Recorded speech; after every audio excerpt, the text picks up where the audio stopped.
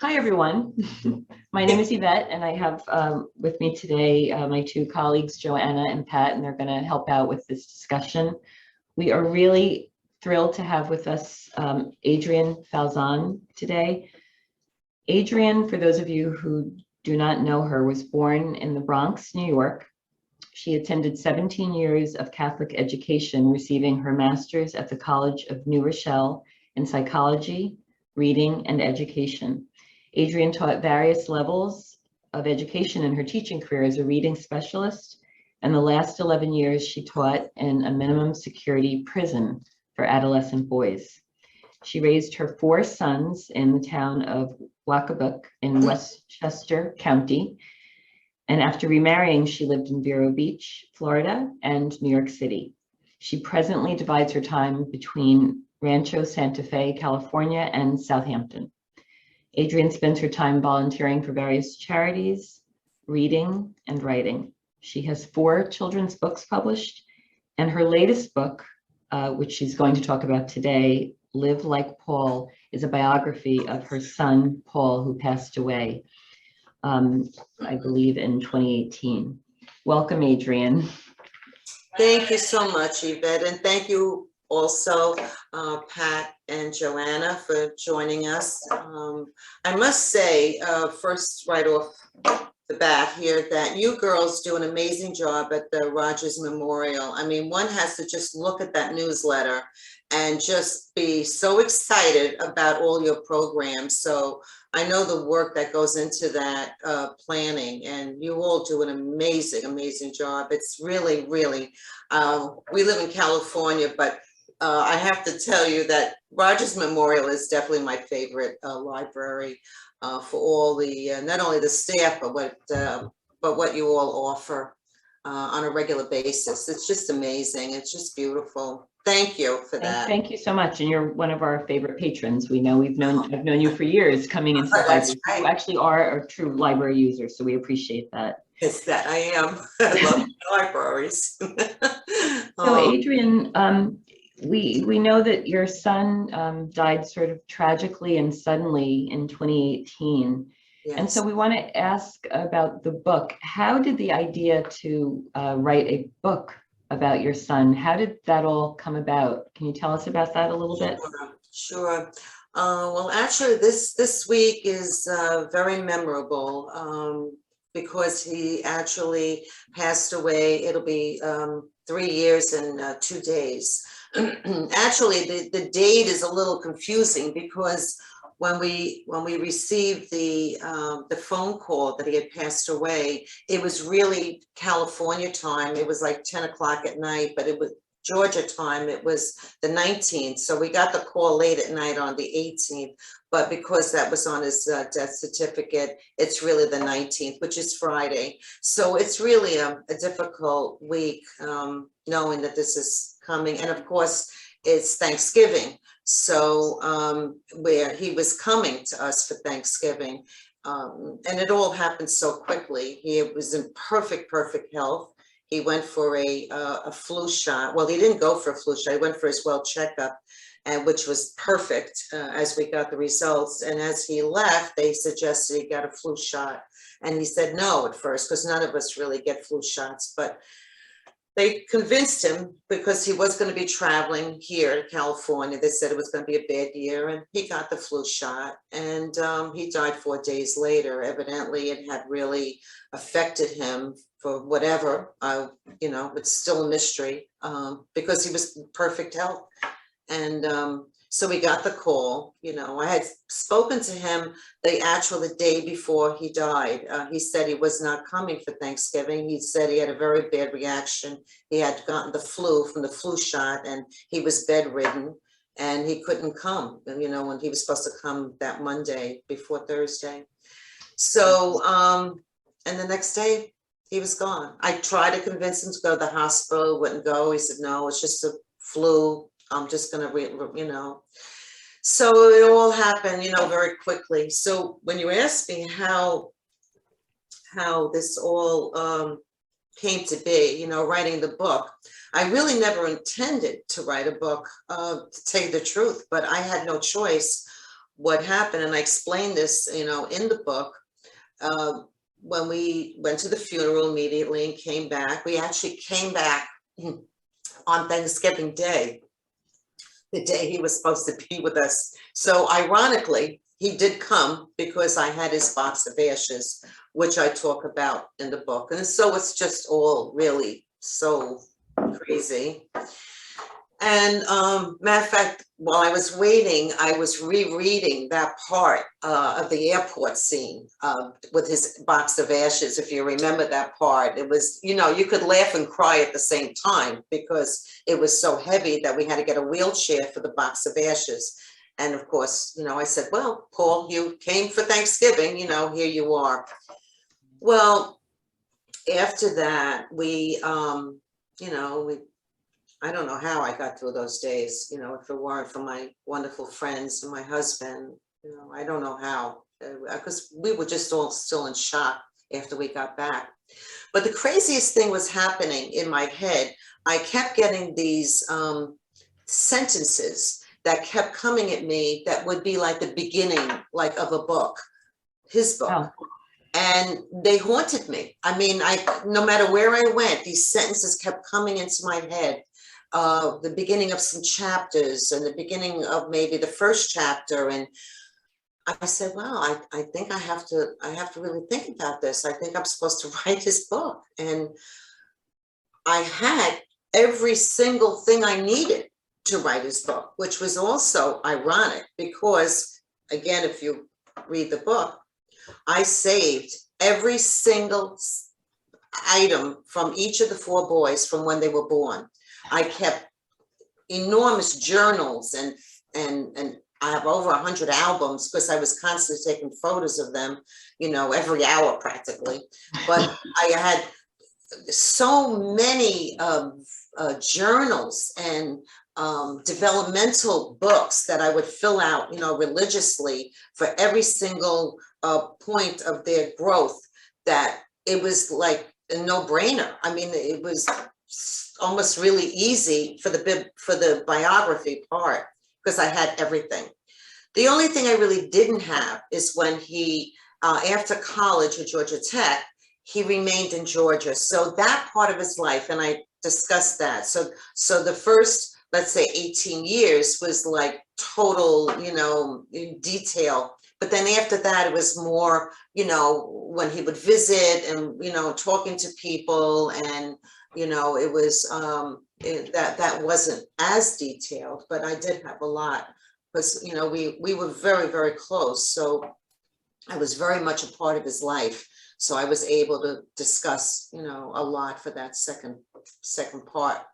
So the availability of all the materials, was there.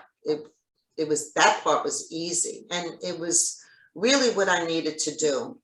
As I realized, as I really got into it, it helped me focus on something positive. And I knew what the message would be because, the more weeks and months that went by, I was getting these phone calls and these emails and text messages from people I didn't even know that needed to tell me their interaction with Paul and how he changed their life in monumental ways. So I started to document those testimonials, which came to the hundreds. I have a chapter in here with maybe about 100, but they were hundreds of testimonials. It could be really another book. As a matter of fact, I'm still getting them to this day. And we joke that maybe that'll be another book of just, the testimonies that I'm receiving now that I'm also documenting. His influence on the world was even greater. I mean, I always knew who he was and what he was about, but I'm becoming more and more aware of really his influence was just over the top with people. And he is celebrated all year long. There's a committee that actually celebrates his life all year long in different ways, whether it be concerts or poker parties, but the main one is in Georgia every year around his birthday, and it's called Paulie Palooza. And that is quite an event. It's just really a weekend. We went this summer. It was, I mean, September 25th is his birthday. The committee does, I can't even begin to explain what they do for this Paulie Palooza. And it's about spreading kindness. And that's what it is. Live Like Paul is about spreading love and kindness to all. And so it goes on. I mean, his legacy just continues. And in a way, it's been so helpful because it keeps him alive, you know, it keeps him alive, and it keeps me, you know, grateful, you know, and gratefulness is a chapter in here that I realize that has to be part of our life, being grateful. No matter what is happening in our life, being grateful, having gratitude has to be part of our life, because it takes the concentration off what's not going well, and it puts it into what is going well. And sometimes we get lost in that black hole, you know, concentrating on, you know, whatever. And a lot does go wrong in life. I mean, that was my last children's book. My most recent children's book is called It's Not Fair. And actually a lot of adults buy that book as well, because life cannot be fair many times. You know, we all have experienced situations where life is just not fair, you know, whether it be losing someone you love, or illnesses, or catastrophes, or whatever. But just as I'm explaining now, that's all part of the gratitude issue. If we concentrate on those times, you know, when we're never going to get out of that, you know, that mess. We have to concentrate on what is going right and what we do have that's special in our life. So, yeah. And Paul was all about that as well. He was the most positive person. You never heard him complain. You never heard him whine. One of his favorite things is, it's not that big of a deal. That's what he would always say. It's not that, no matter what was happening, it's not that big of a deal. That, matter of fact, today, that's how we all say that all the time, and we smile because we know that came from him. And really, that's the way we have to live, you know. I think we need to pass a T-shirt around with that for everyone to wear. It's not that big of a deal. You're right. It's not that big of a deal. Exactly. Yeah. Well, actually, you said T-shirts. The committee, you know, that started all this Live Like Paul. They have a whole wardrobe of Live Like Paul on. You know, hats and T-shirts and sweatshirts and bracelets. You know. And I have it on my car, actually. The license plate is Live Like Paul. And what's fun is that when people ask, you know, what is that about? You know, whether it would be in a hat or a T-shirt, the great part of it, that's how it spreads. See, that's how the message gets passed on. Well, there was this guy, and that's what I hear, that's no matter if they're wearing them in Europe or Italy or whatever, they get to tell the story. There was this man named Paul who was so good to everyone, and now we realize that's the way to be. So that's how it gets going, you know, spreads.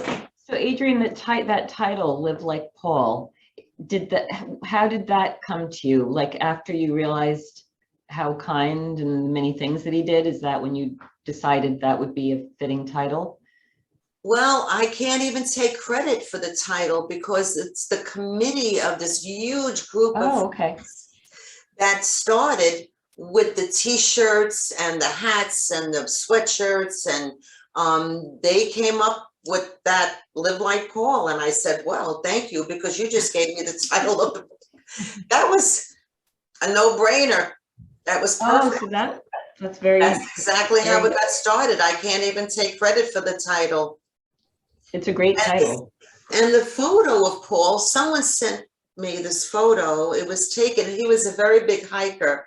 He was very athletic. You know, he he loved nature. I mean, we're very much the same, and my family is. We love being in nature, hiking.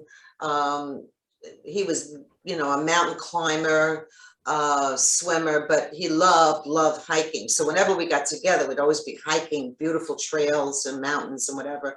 And someone had taken this photo of him, and I think it might be in Oregon. I'm trying to still find out. I can't remember who sent it, but it was perfect for the cover of the book because he's giving the peace sign. So whoever he was looking at who took his photo, it's a waterfall. It's a beautiful photo. I just can't remember who sent it to me, because so much was coming to me for many months, in the mail and emails and everywhere. But he's given the peace sign with the beautiful waterfall behind him. It's just like perfect, it's peaceful. Adrian, you mentioned the people that reached out to you after Paul died. Can you tell us a little bit about that?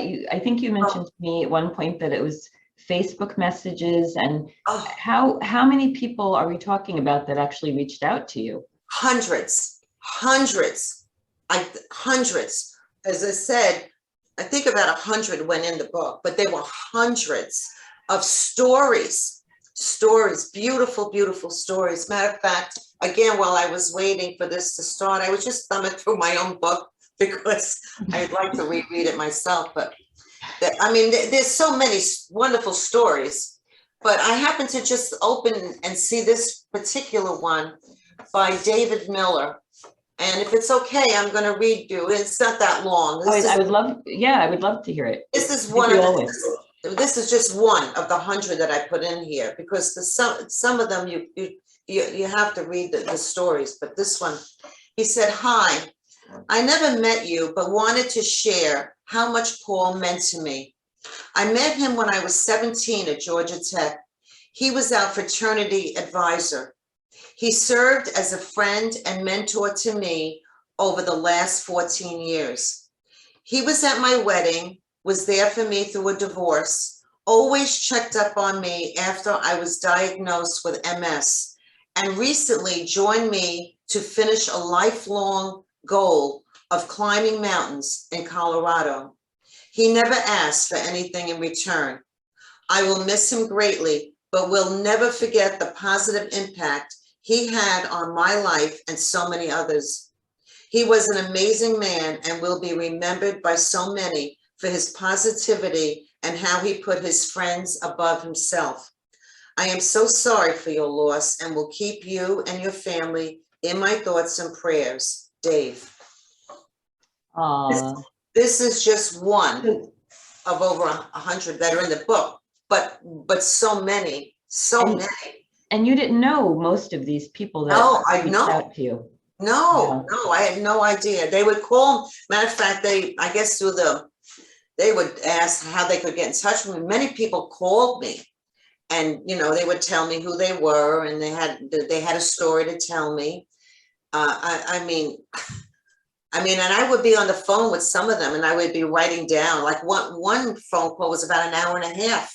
It was such a long story that went on and on and on about how Paul literally saved several lives. He was an advisor. I mean, he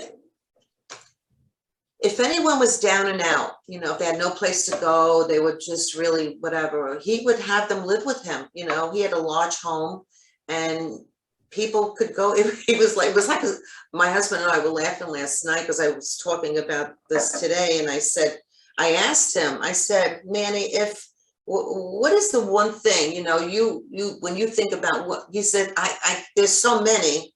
He says, "But the one thing that comes to me is how he would open up his house to anyone who needed a place to stay if they were just lost, and it never asked for anything. They could live there for a week. Some of them live there for years, and we would kind of laugh about it. It's okay, Paul, when is so-and-so going to move out? Then they bring in the dog and, whatever. And nothing bothered him. Nothing bothered him. It just, nothing bothered him. He was just always happy, always laughing, always. It's very hard to even find a photo of him without laughing or smiling. You couldn't. really every single, there's over 300 photos in here. And in every one, you know, he's laughing or smiling. He just loved life. He loved people.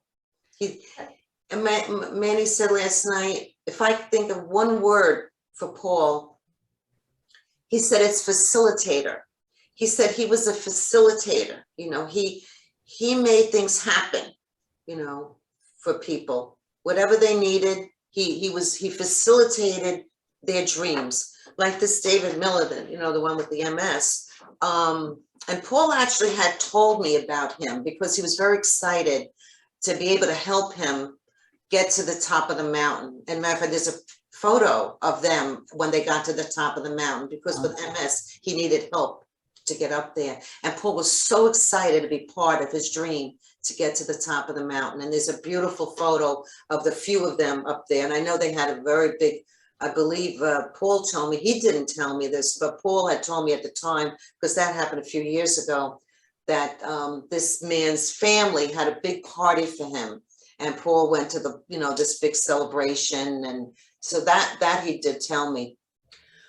But most of the things that I heard about were really told to me, you know, by people I didn't know. Because Paul was not a bragger. You know, he didn't brag about what he did. He was always quiet, you know, with his, you know, with his good deeds. Hard worker. Can you tell us about him as a child? Did you see that traits in him as a child? Day one. Yeah. He was like that from when he was little, always helping people. And I talk about that also in the book, where he was everyone's helper. He wanted to help everyone. You know, if you needed some raffle tickets sold, Paul was there for hours and hours and hours selling raffle tickets. Of course, he became known for that. And Mr. Raffle, they called him, and they honored him with beautiful prizes, and because he's raised so much money for his baseball teams, you know.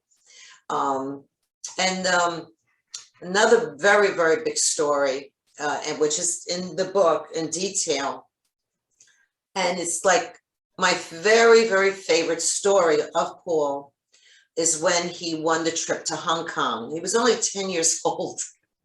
And when you asked me, did you always know this about him, that he was, you know, really pretty special?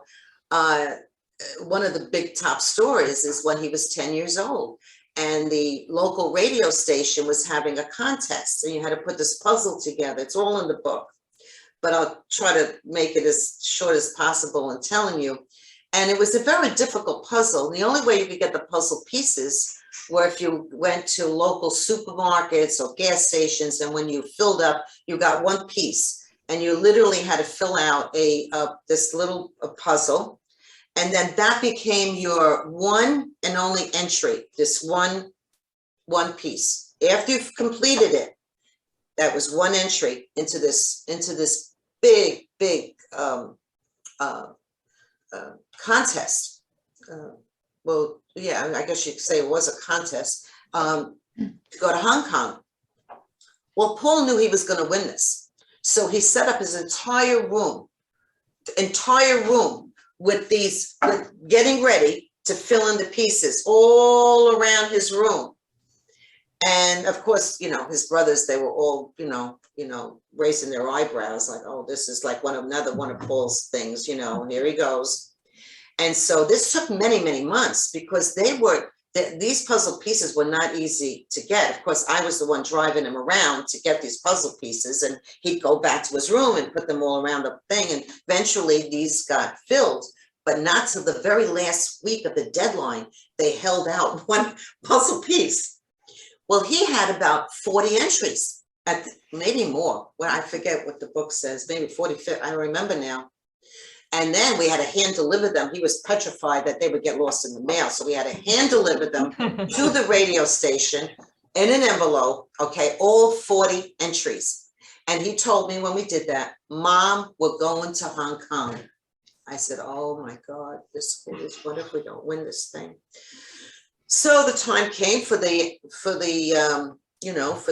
it was in a big drum, you know, they're going to pick out the one and only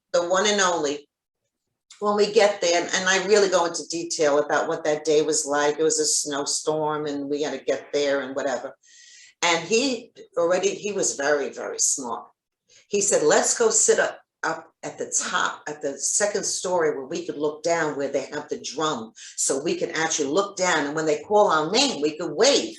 And I'm saying, oh my God, he really does think we're going to win this. What's going to happen if we don't win it? And he's, Mom, I'm telling you, we're going to win this. I know it. And sure enough, they had the big drum roll and they pick out the one and only. And they're trying to say the name, you know, his name, my name is Falzon now, but it was Giacho at the time. And they're trying to say the name, which is like their G, and he screams from above. He says, here we are, here we are. And we went to Hong Kong. At 10 That years is old. unbelievable. No, it's just one of, again, Wow. many stories. It's just so, yeah, that's the kind of things. Yeah, he was always. And he won. Then he would work. He was a hard worker. He always had a lot of jobs, even at 12, 13 years old. But he worked in the local food store, D'Agostino's, and he worked there as the cashier. He was only, what, 15, maybe? Well, he became the most popular cashier because he was the fastest. So everybody went to his line. But while he would be ringing them up, he was a math genius. So numbers, he was very incredible with numbers. So while he was ringing everybody up and the line, everyone went to him because he was the fastest. He'd be talking to everyone. He loved people and talking. I wonder where he gets it from. But he loved talking and with people. So he'd be telling, did you see that the Tide's on sale? Did you get the toilet paper's on sale? So he would be telling everybody as he's ringing. Well, he won the Employee of the Year of the entire, he was 16 years old and he won Employee of the Year of all the stores because they all voted him in. And the owner of the entire chain came to pick him up in his limo. He was 16 years old. So it just, yeah. So it's good memories. It's good memories. And I think probably the best message of all is like, how do you want to be remembered? You know, you want to be remembered and that you helped everyone that you came in contact with. That's how you want to be remembered. That's your legacy. You know, what did I do? You know, it's not what you have or what you own, or it's like, how did I treat, you know, my everyone I meet. It's not even your friends. It's not your relatives. It's like whoever you come in contact with, you know, the people in the grocery store. I mean, I have stories about that, about how strange he would, you know, strangers that he never knew found me to tell me their stories on what he did for them. Then he didn't even know them. You know, somebody needed cash at a concert. They didn't have the cash. You had to pay cash. They only had a credit card. He overheard it online, and he just gave them the money. And they couldn't believe it. I don't know. It was $20. It was just like $20, but they couldn't believe it. And they followed him into the concert hall because they said, listen, you know, we want to give you back the 20s. No, don't worry about it. And they said, well, we want to be friends with you because you must be such a nice person. Aww. And then so it's like funny stories like that, you know. It's not only being nice to the people that are always in your life, but it's to everyone, you know. It's the person in front of you at the bank, or the one, you know, in line at the grocery store. It's everywhere, you know. That's how you affect, that's how it just gets, you spread, you know, that's how it spreads. It reminds me a little bit of that pay it forward idea. Yes. You know, how you do something kind for a stranger and then it motivates them to do something kind, and it becomes this chain reaction. Yes, that's what's happened. That's what I've heard. Matter of fact, there's a couple more I was reading before. That's exactly right, Yvette.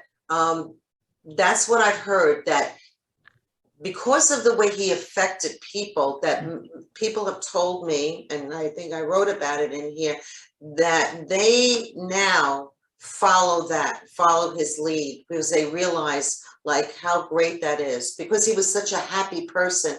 There must be something to that. You know, not only you're making other people happy, but you yourself are happy when you make others happy. You know, I always, my husband is just an incredible person in every way, as well as an incredible husband.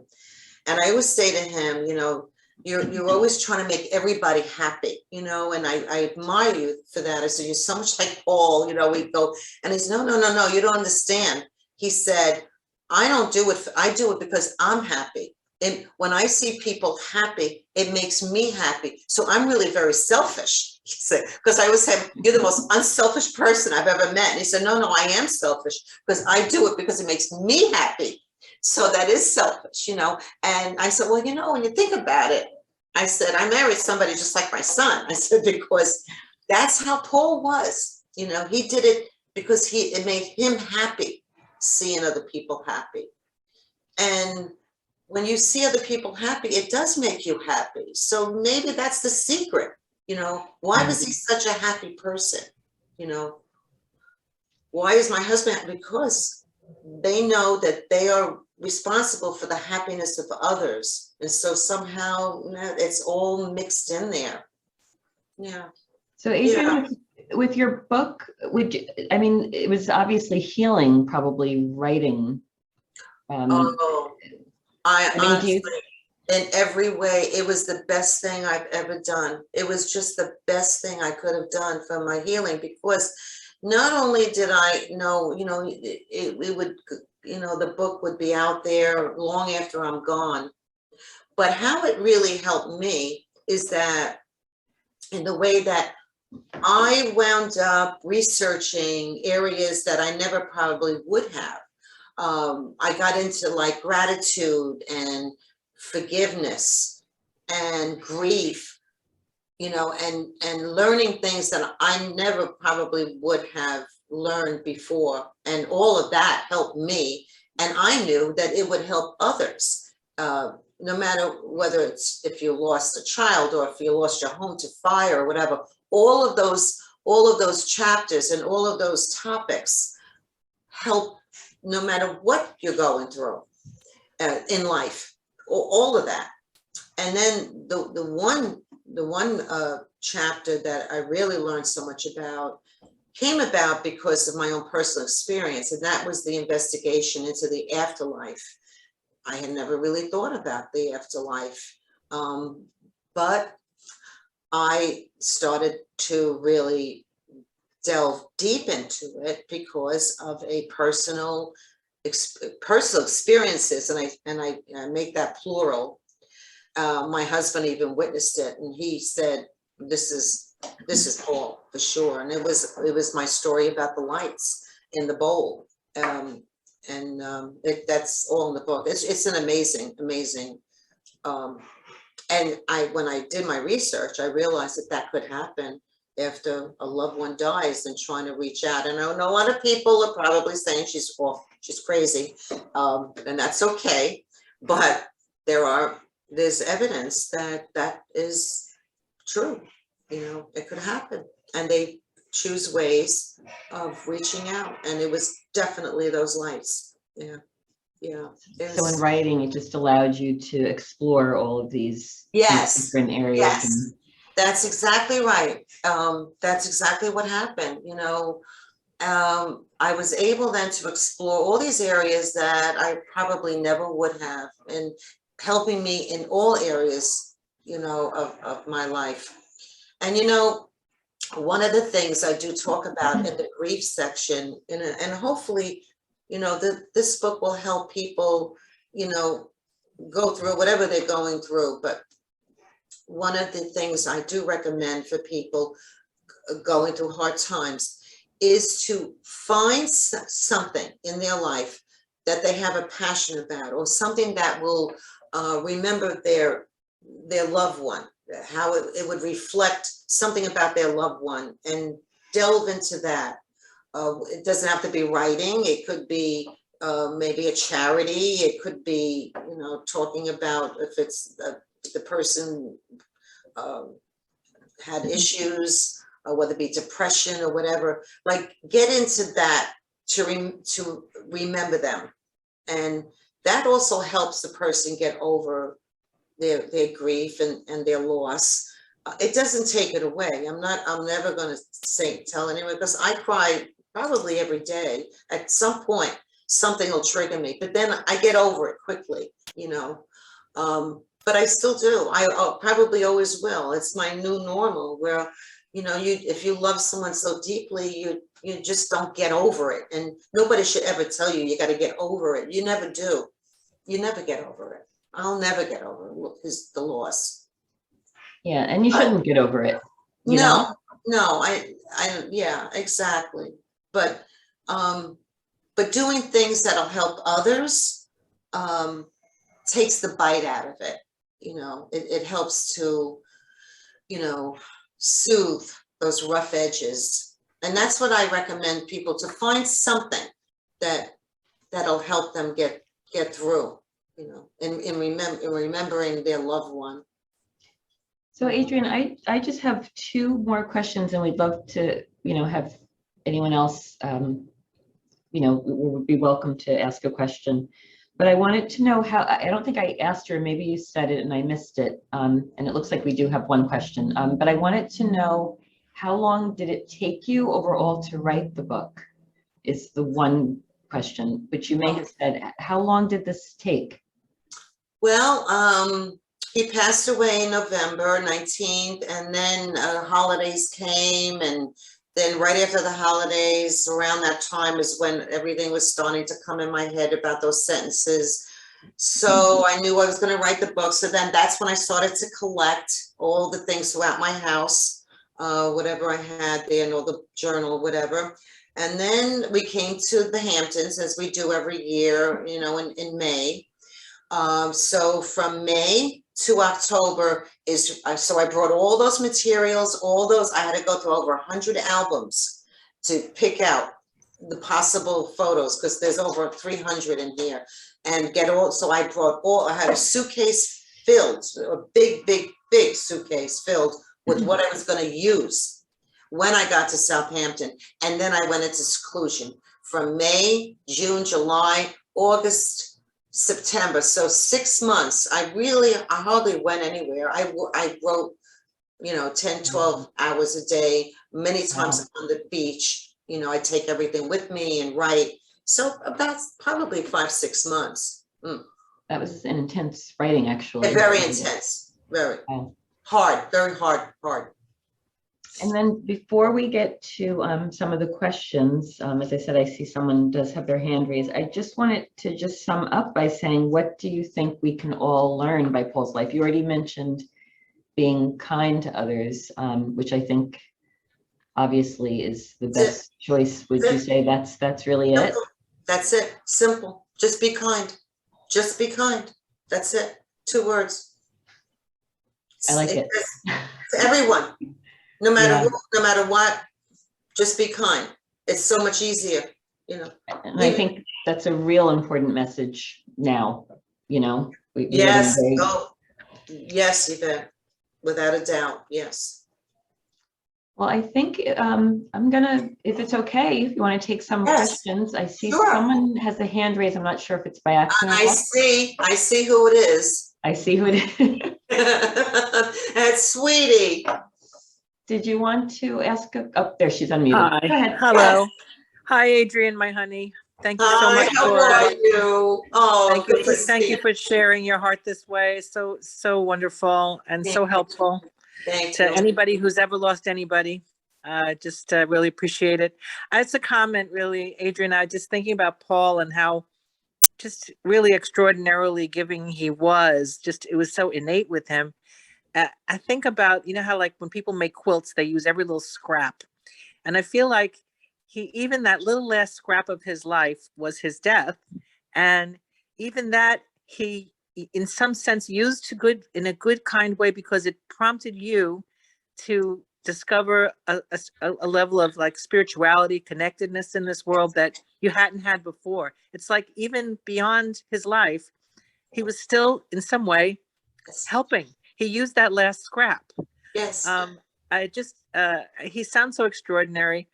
You said that when you married Manny, it was like, kind of like very much like your son, but also it's obvious to me and anybody listening that your son was very much like you. So anyway, I'm just sending you love and thank you. Thank you for this. Beautiful. Thank you, Mary Beth. I'll see you in a few months. Yes, I'll see you soon. Thank you. Thank you. I was actually sort of thinking what Mary Beth just said, that my feeling is that, it wasn't by accident that your son was such a nice person. You know what I mean? I just have a feeling. Oh, Yvette, you're sweet. Well, I mean, I think that's, people do emulate their parents, so I think he probably, of course, I didn't know him, but I do know you, so I have a feeling. I have a feeling he probably was very much like you. I feel like, oh. Did he talk a lot too? Yes. He did. Yeah, he was so much fun to be around. He really, I wish you all just knew him. And a lot of people tell me that, like when they say, oh, I wish I had met him. I wish I had known him. He would just bring joy to everyone. I mean, whoever he would meet, you would just, Hello. Yeah. Harriet has a question. No, Yes. I wanted to tell you, I know that you still feel a void, you still have grief, and I appreciated how you dealt with it. And I know your son was a wonderful person, but I know you still have that hole in your heart. I'm sure you do. Yeah. As we said, it never goes away. No. So I have experienced something similar in the past year. And so I appreciated that you did this. I too wrote down a lot of my memories, and I have an entire book filled with memories. It helps, but you still would love to have that hug. And your grief is based on a lot of love. Yes. And that's what grief is based on, love. Yes.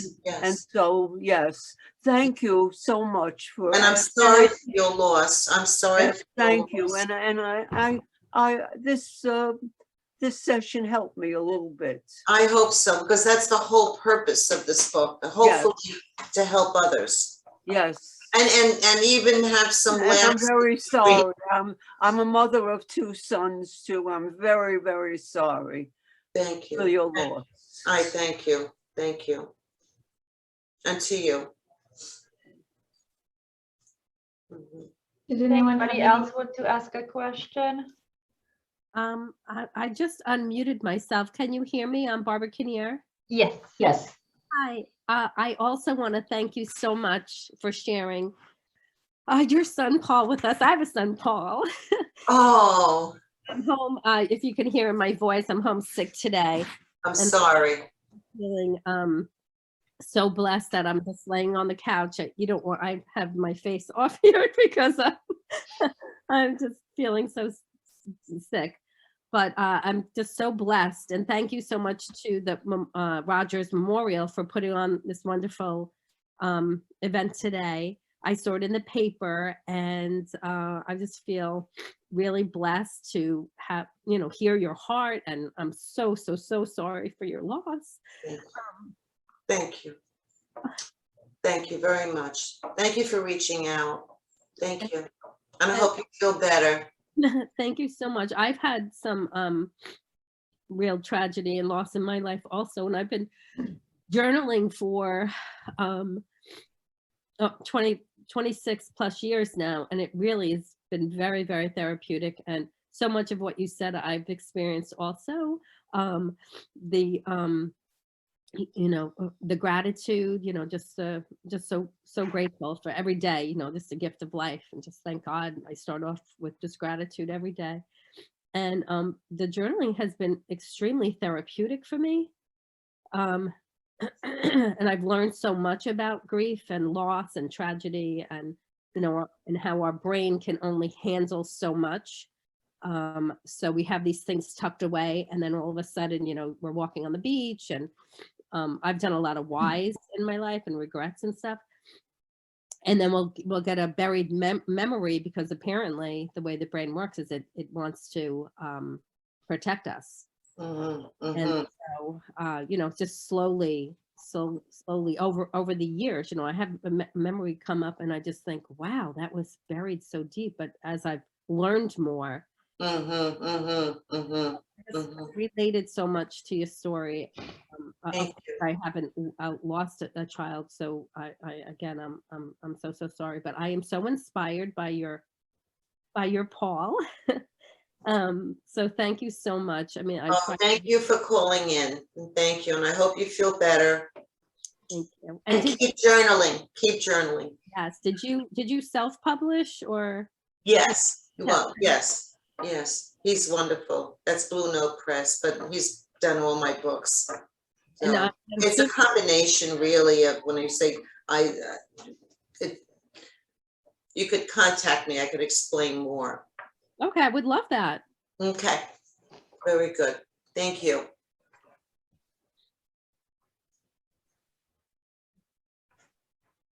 Anyone else? No. Well, Oh, wait, there might be somebody. Oh, sorry. Yeah, hi. Hello, hi, how are you? It was wonderful listening to you today, Adrian. It was really wonderful to listen to you. And I've read your book. It's really so beautiful. And I kept on thinking, it was just, he had an aura of positive thinking. That's really what it was all about. He was always so positive. And I know that I'm an educator. I've been an educator for a long time. I read that you also were an educator. We know that comes from family. That came from you, that you gave him that love and that sense of confidence in himself. And I think that, and you talk about also about the next life and all, how wonderful that even if he's gone physically, he's still here. He's with you. Yes, I know. And it's so beautiful.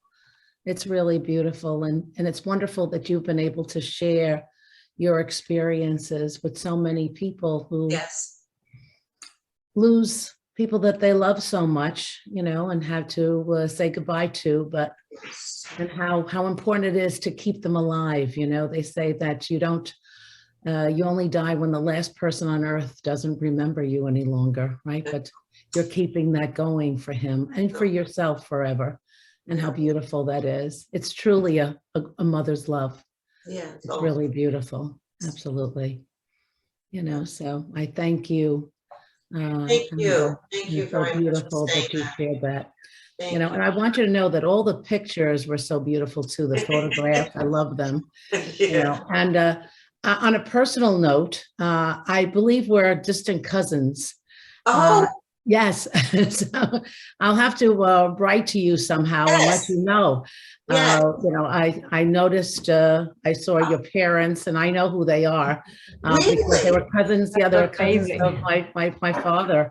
Minikino is. The Minikinos. Of course, I know the Minikinos. Yeah. It's my maiden What's your name. first name? Marlene. Oh, Marlene. I know you. I do. I've heard you. Contact me. I have my website. My website is www.adrianfauzon.com. And you can email me that way. Yes. But I know that we've come from loving families, right? Yes, it's love that we've learned over the years, right? Yes, definitely. And I was really relating because I laugh, I cry all the time. Yes, right. We know no other way to love but with our whole bodies, our whole love, our whole, all of us, right? Yes. We just are so emotional, but it's a wonderful way to be raised. It is. We wish that all people could have that love in their lives. Yes, so that they can really. And that's the foundation. You're absolutely right. And that's another book that actually I am going to probably write. Yeah, that's another book. Yeah, absolutely. I believe that it's the foundation. Yeah. And kids aren't getting it today, but that's another book. They're not. Okay. Yes, yes. All right. So, thank you again. Thank you, Marlene. Yes, Okay. stay in touch. I will. So Adrian, I just typed in for everyone, I just typed the adrianfalzon.com in the chat. So if Thank anyone you. wants to see it for context, but Adrian, would it be all right if someone did want to contact you if they also asked us? Absolutely, absolutely, sure, So that's absolutely. also an And I option. will be happy to send anyone who wants a book. Evidently, some people had a problem getting it on Amazon. I got a call yesterday. I had to send out 10 books yesterday. And I have no problem doing that. They said that they only had, I don't know, a couple at Amazon and they wanted 10. So I'll be happy to send out personally to whoever needs a book. And you could just contact me, text me. My number is 914-329-6348. Or you could email me at alfsangel@aol.com. That's A-L-F as in Frank, S as in Sam, ANGEL@aol.com. And I'd be happy to send you any books that you need. Well, I thank wish everyone a happy Thanksgiving and happy holidays. And just remember to be kind, because everyone has their own grief that they're going through. Many of us don't know. We know what people are going through, whether it be in the store or wherever. And let's just try to make everyone's life brighter, you know, happier. Start a conversation with them. You don't know how much that could help someone that's really having a bad day. And many times we don't know people are having bad days because they have this persona that they're not having a bad day. But that's why you just have to be good to everyone. So, Well, thank you so much, Adrian. I think this thank you. And this thank was you really all. great. Thank you so much for coming all the way from California. Okay, ladies. And thanks again. This was really great, and we look forward to seeing you when you come back. Yes, I'll be there. I'll be there. Thank you, Thank ladies. you so much.